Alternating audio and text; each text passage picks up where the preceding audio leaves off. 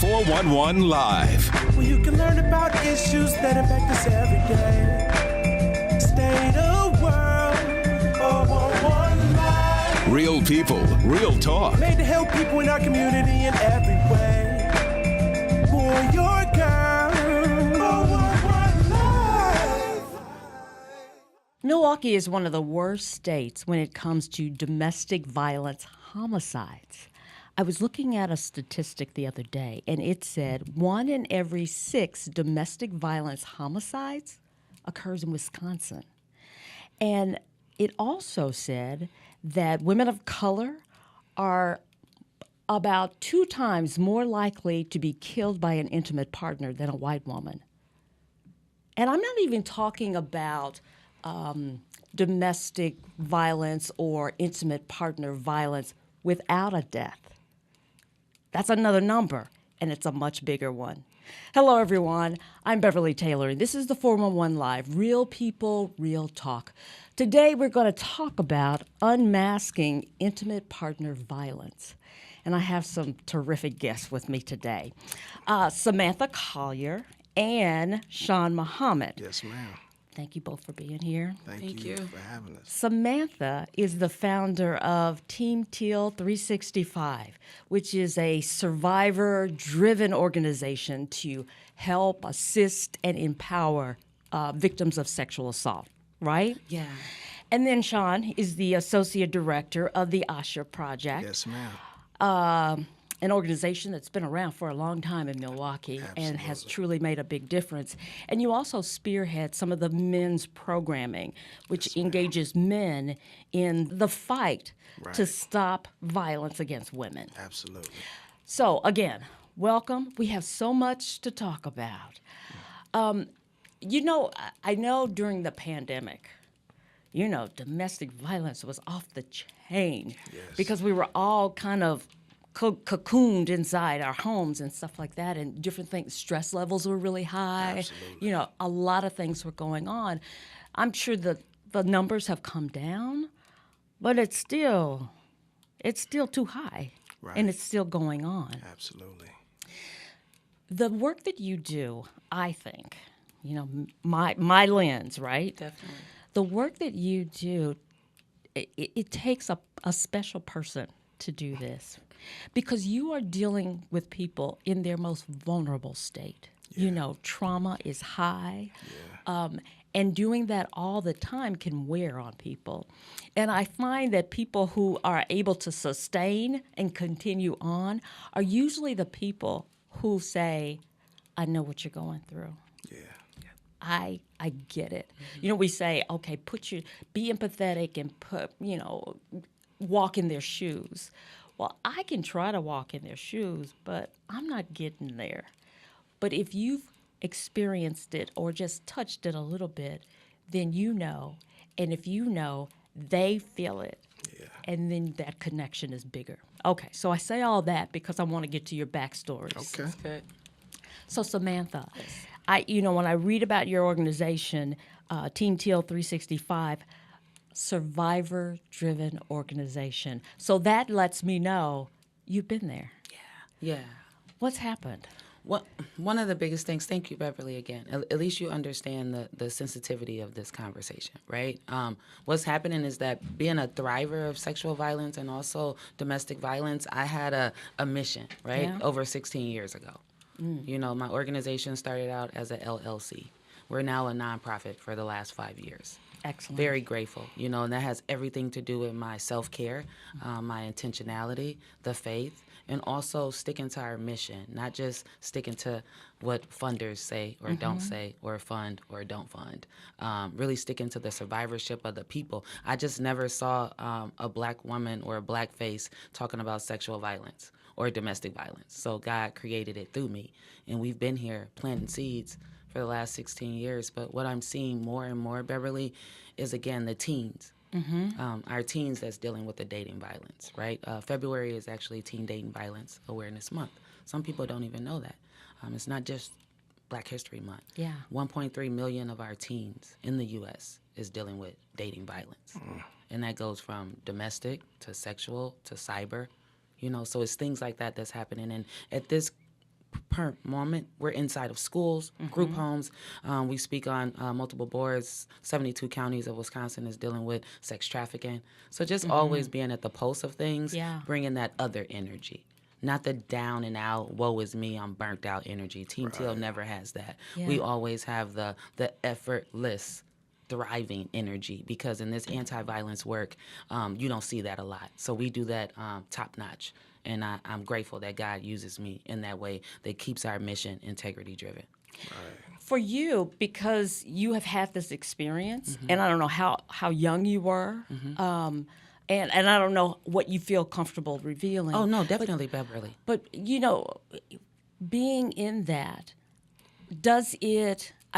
well, you've been in this so long, but sometimes repeating the story and telling about it kind of brings up things. Have you gone beyond that point, or sometimes there is a little trigger? Or Yeah, and that's like the stages of surviving, right? You go from victim, survivor, to thriver.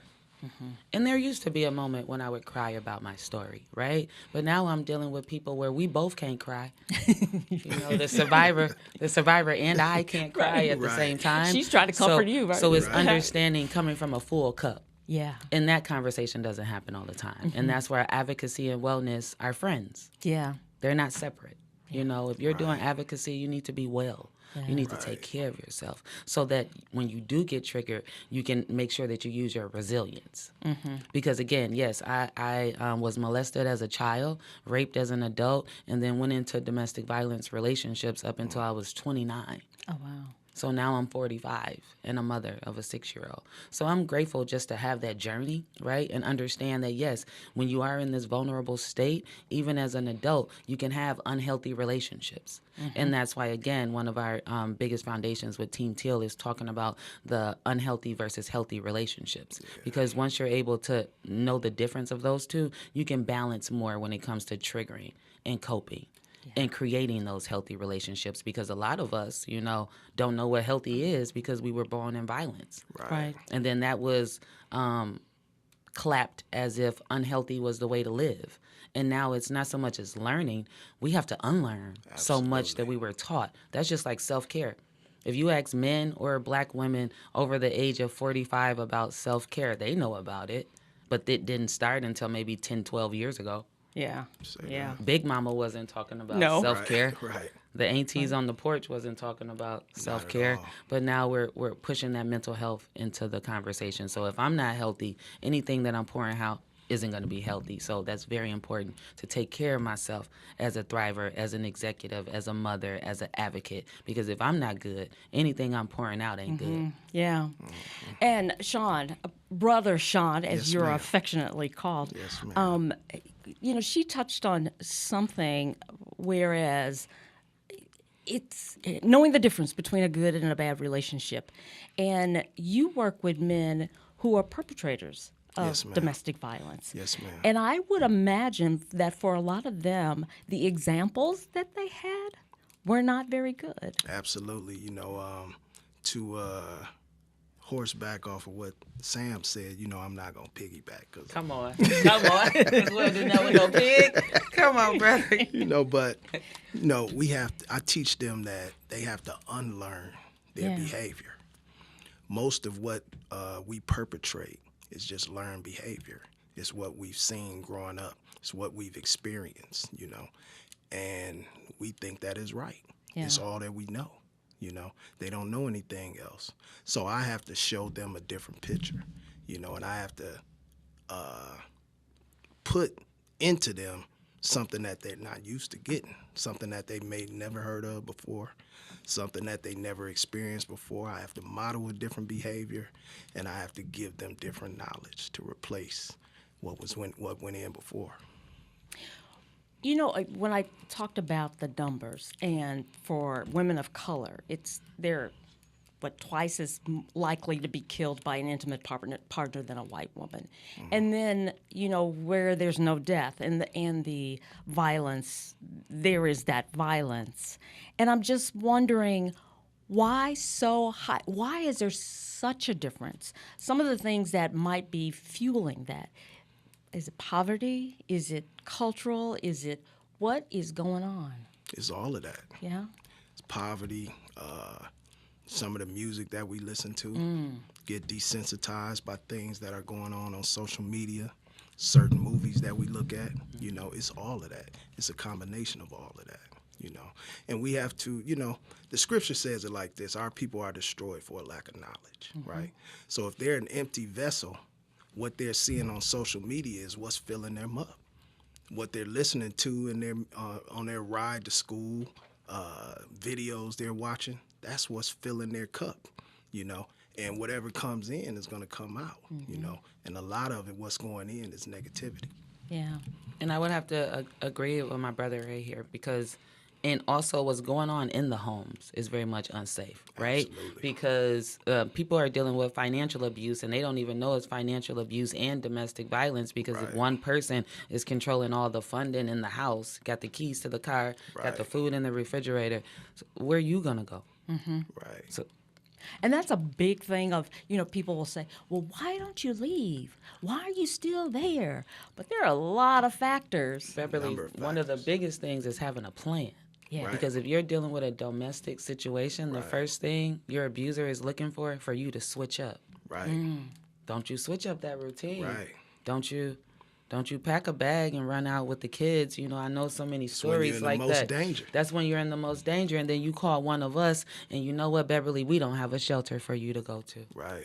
So we don't. Now that's the biggest problem. Right. Why so many stay and deal with what Right. they're dealing with, because they get out, right? And then they call one of us, and I say, hey, I don't have a bed. I've called all the Right. shelters that I know. Right. Some individuals have to turn around and go back to their abuser because we Right. don't have anywhere to send them. Me and Right. Gat can't. Me and Brother Shawn can't open up our home. We wish we could, but we Right. don't have that kind of capacity, right? Right, So right. that's a bigger state, citywide situation that we Absolutely. really need to wrap our hands around for domestic violence, sexual assault, and trafficking. Right. We need somewhere for these victims and survivors to go when they reach out.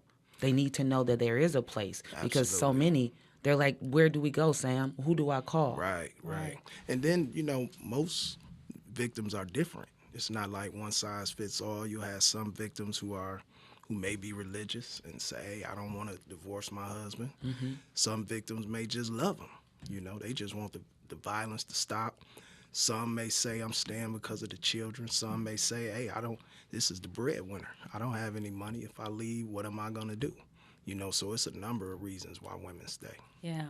Yeah. And men too, And men too. because that's big, right, Yeah. Brother Shawn? Because so many of our black and brown men are dealing with domestic situations, and they don't know who to tell because so many people laugh at them.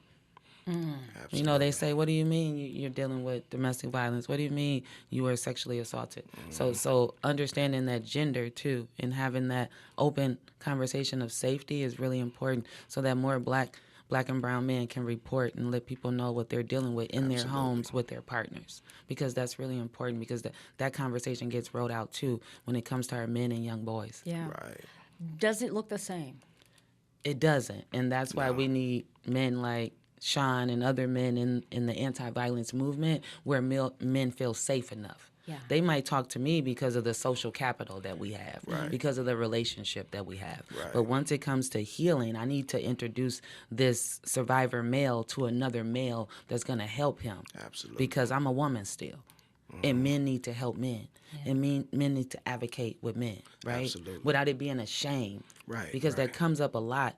And I have to educate men, and they'll say, you know what, Sam, I'm sorry for laughing, because someone might be listening on the airways that's a survivor, that's a male, and now everyone's laughing, or they're not considering males to be survivors. Absolutely. Right, You know, right. that's one of the things that Miss Antonia Drew Norton, the founder of the ASHA Project, Love her. she's very adamant about men working with men, women working with women. And, you know, in terms of victimization, of course, but where I come in, most of the time I'm holding men accountable. So most of the men that I deal with are perpetrators. The majority of our victims are overwhelmingly female, and the majority of the perpetrators are overwhelmingly male, unfortunately. And she said something that stuck with me. She said that domestic violence stops when men say it stops. And she said that I need black men to hold other black men accountable. Yeah. Right? So I took that as my particular part of the mission that I'm going to hold up, And that's what I've been doing. I've been going to black men, trying to raise awareness, And of course, you don't get, if we can't get funding for shelters, we can't get funding for prevention. With the black man. Right. Right. We're going to take a little pause right here. We're going to take a break, come back, and talk a little bit more about, the funding, what's happening with all that, what we can do. A lot to discuss. Stay with us. You're listening to the 411 Live. We'll be right back.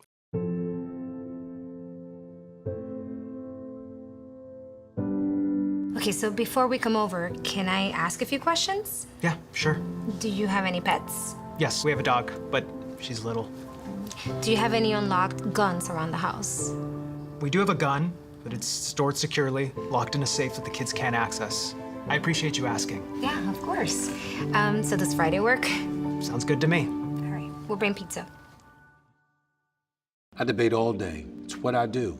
But there are some things that are undebatable, like your mental health. I was in a dark place when my brother passed away in a car accident. I was depressed in ways I never imagined. Reached out, and my sisters came, my pastor, my therapist. They helped me get through it. I found that the more I spoke up, the healthier my mind became. When you love your mind, you can go so much further. Find mental health resources at loveyourmindtoday.org. Welcome back to the 411 Live. My guest, Samantha Collier, founder of Team Teal 365, and Brother Shawn, Yes, ma'am. who is Associate Director of the ASHA Project. We were just talking during the break, and I had it, you mentioned it, and I had it in my notes to be sure and say something about that, because Team Teal 365 is rooted in the phrase, I believe you. Why are those three words so important? Because there's so many survivors that's never heard those three words. And sometimes that's all they really need is to be believed. Because so many survivors across the anti-violence movement, from sexual assault, domestic violence, and trafficking, they always have been told, I don't believe you, and you're lying, and then there's victim shaming and victim blaming. And so for us with Team Teal, we just automatically believe you, because we want you to be believed. We want you to know that you are supported, and then whatever healing and treatment or direct services we're doing, we continue to do that, but we want people to know that they're believed so that they can know that this is a safe space. Absolutely. Right? And we care. Right. Yeah. Right. That's so important. Many times African-American victims are re-victimized because the system doesn't always believe us. The line of questioning that they may get is not the same line of questioning that a traditional victim may get. So we're distrustful of systems because of that. Right. And we won't access systems because of that. So we're suffering in silence. Absolutely. Yes, ma'am. So, yeah, because I think about, something happens, whereas maybe the victim is not calling the authorities, but somebody else, the neighbor, somebody else calls, and the authorities come and they arrest the man, and then they're upset because that victim will not testify against him. Right. So then there's that where they're going to prosecute no matter what. But before that, I think people need to understand what domestic violence is. Right. Now, one part definitely is physical. But when the example you just made, say, for instance, me and Brother Shawn is having an argument in our apartment and it's really, really loud, and Mrs. Johnson down the hall calls the police. Yeah. When the police arrives, it's domestic because, A, we live together. Right. B, if we have a child, that's another form of domestic because we're living together with the child. Regardless if there was a physical altercation, it's already domestic. Right. Because we live together or we have a child together. Okay. And now the police is involved. Right. So that's really, explaining that to people never gets old because they immediately think that it's physical when it comes to domestic. Right. But when you have the same living situation or you have a child, you don't have to throw a cell phone at a person or punch them in the face. It's automatic domestic because you're living together. Right. And then, you don't want to dismiss the emotional and mental abuse as well, So there are a lot of different branches on the domestic violence and domestic abuse tree, Right. And, even with the example that you gave, many times, the police could come and the victim goes to jail. Because, they may take her or assume that she's the primary aggressor because she's being belligerent. She may cuss out the police. You know what I mean? And they take her to jail and charge her. Wow. And that has happened. Yeah. That's why ASHA exists. ASHA exists because we understand our culture, I could come to that same scene and know what's going on because I understand our culture, But someone outside of our culture, they may not be able to assess that properly. Right. Right. And for the victim of domestic violence, if the the judicial system gets involved, they're saying, how are you helping me? The victim might be thinking, how are you helping me? Right. Because if you put him in jail, okay, he's in jail. Right. If he was the breadwinner, I may lose the apartment. Right. Or he may if even be on a lease. or maybe on a lease, or it could be that it's a fine or something he gets back, but he's kicked me out or he's coming after me. There are all these dynamics, whereas what I really need from you is find me a house, find me some housing. Right. Where can I go? That really helps me more so than you putting him in jail. Right. Definitely. Yeah, at the ASHA Project, we do that. Team Teal 360, she does that. But to be honest, probably by June, July, my resources are dried up. That's a shame. Yeah. We don't have enough hotels that'll access free shelters for victims. Just in the city of Milwaukee alone, we have umpteen blocks that is deciment. There isn't houses that are unlivable. They need to give them to us. Yeah. The city, the mayors, and all these other politicians, they need to make waves for the survivors. Because they're dying at a rapid rate. We don't have anywhere to send them, and the shelters are scarce. It's a state of emergency every single day. Yeah. Without housing, because so many agencies, we don't have the access. Right. The city does, the state does. They just have to open up that capacity for the people who really need it, who are the Black and brown community. Right. And I mean, this is really situation critical. Yeah. We have to be creative in how we deal with this and how we tackle this. Mm-hmm. Yeah. What can people listening, what can we do? One of the biggest things I try to tell people is take care of your house. Mm-hmm. If you know people in your family or in your surrounding areas that need things, check on them. Yeah. Make sure your circle is okay. Because if you make sure your circle is safe and healthy, that's going to come out in the community. Right.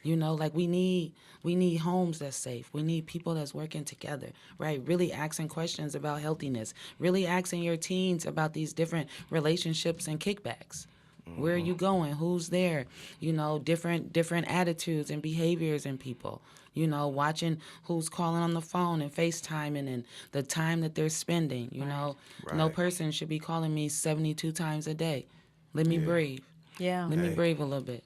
So it's just different things like that we can do individually, which will come to a community-driven space, right? Right. And get your healing. Get your individual healing. Reach out to the agencies that's here. Team Teal, ASHA, and if we don't got it, we can definitely hand you off to someone else that can help you. Right. A licensed professional, something like that. We don't have to keep living in silence, in silos. Right. Come outside, because y'all outside. No doubt. Because y'all coughing, so somebody outside. So come on outside and tell us. We take donations, too. We do. Now, we definitely take we all. We don't have to just take federal, city, or, municipality type money. We take corporate. We take unrestricted, corporate money. Definitely unrestricted funds we take. If you don't have a church home and you want to tie to the ASHA Project, you can do that. That's good. I mean, everything helps. Right. Every little bit helps. Where do they get in touch with ASHA? And so ASHA, the ASHA Project is located on 3719 West Center Street. Of course, Milwaukee, Wisconsin, that's 53210. You can reach us at 414-252-0075. And I'm serious about donations as well. Send us a check. I mean, if we don't take care of us, who is going to take care of us? Yeah. If our funding is cut, that doesn't mean that I'm going to stop working. Right. You know, this is my life's work, you know. So I'm going to continue to push through regardless of if we get funding or not. But we ought to be able to rely on us. We shouldn't have to look for people outside of our community to do for us what we can do for ourselves. We just have to shift our thinking when it comes to that. Yeah. That's good. And yes, Team Teal 365. You can find us on all social media outlets at Team Teal 365. Again, you can email us as well at teamteal365@gmail. And we too are a nonprofit 501c3 accepting donations at all times. You can just tap into our website as well at teamteal365.com. And yeah, we're available. We're everywhere that we need to be, and the places that they don't want us to be. And Because, look, you see, the old man forgot about the social media platforms and the websites. That's how long I've been doing it, Ms. Beverly. So our website is ashafamilyservices.org, right? And ASHA is ASHA. And you can, you know, we're on Instagram, all the social media. Facebook, Twitter, or X now. You know, I'm not that square. It's X now. But yeah, you can reach us on all the social media platforms and our website as well. Definitely. Some people are listening to you and they know you by a different name, right? Yes, ma'am. Tell me. So, you know, a lot of people in the community know me as Brother Gat. Gat Turner is my hip-hop moniker. So I've been doing music as long as I've been doing this. Well, much longer, actually. And, you know, I had a measure of success, but I would say that I'm more of a raptivist, you know, than I am just a rapper. You know what I mean? Even with the this right here, the community code of conduct, I was able to press these things up, and you know, the 8 steps of atonement.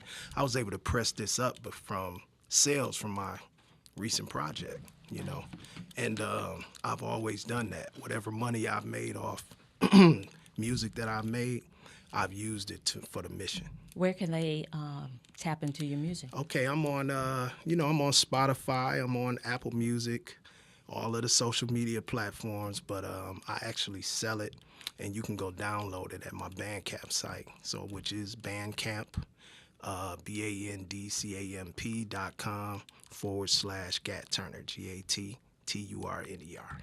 Excellent. Yes, Excellent. ma'am. Listen, thank you both for being here. Thank you. I hope people who are in this situation, who might be victims, can listen and know that there's a place to go, somebody to talk to. And for people who, you know, this is not an issue for them, the awareness is huge. You know, because probably somebody around them is going through this. Yes, ma'am. So, thank you both. Thank you. I Thank you to appreciate your listeners too. We believe you. Yeah. Absolutely. So my guest, Samantha Collier, who is the founder of Team Teal 365, and Brother Shawn Muhammad, who is the associate director of the ASHA Project. Go to their websites, look at it, and like they said, you can donate, you can help them. So I thank them, and I thank you for listening to another episode of the 411 Live. Remember, we are a nonprofit organization, so if you're so inclined to partner with us, go to our website, the411live.org. And we just love bringing people who are doing fantastic things in this community, like these two people, and you can support us in doing that. Until next time, I'm Beverly Taylor. This is the 411 Live. Real people, real talk. God bless.